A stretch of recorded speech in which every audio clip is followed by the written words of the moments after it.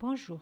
Dans le cadre de l'accompagnement de Pashram au profit de ses clients qui utilisent les tableaux et écrans interactifs, je vous présente la capsule numéro 13 qui a pour thème insérer des liens dans le logiciel ActiveInspire.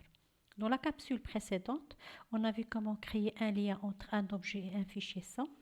Maintenant, on va voir comment créer un lien vers un fichier autre qu'un fichier son et on va voir aussi comment créer un lien vers un site web.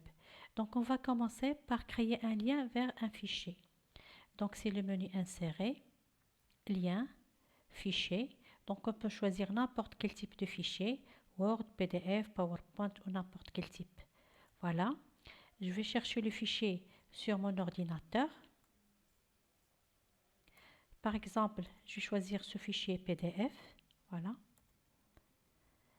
Dans la fenêtre Insérer un fichier, ici, je vais choisir icône d'image. Voilà.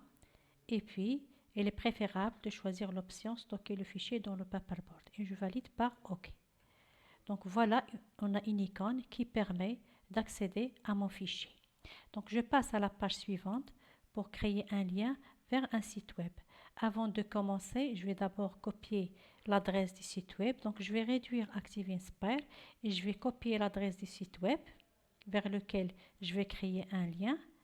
Après, je reviens sur ActiveInspire et je vais commencer la procédure. Donc, c'est insérer, lien. Cette fois-ci, je vais choisir site web. Voilà. Dans la fenêtre insérer un site web, ici, dans cette zone-là, ou bien je saisis l'adresse du site web, ou bien je fais coller parce que j'ai déjà copié l'adresse. Après, je vais choisir l'option texte et je valide par OK. Donc, voilà. Ici, on a un texte qui contient une action qui permet d'accéder à mon site web. On peut voir une autre option, donc c'est toujours insérer, lien, site web.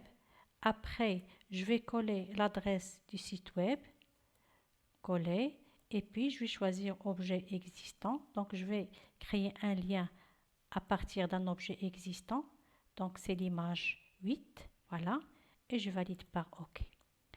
Voilà, je valide par OK une autre fois. Donc ici, j'ai une action qui permet d'accéder à mon site web.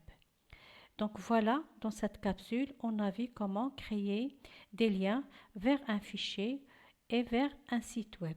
Donc nous vous remercions pour votre attention. À bientôt pour de prochaines vidéos.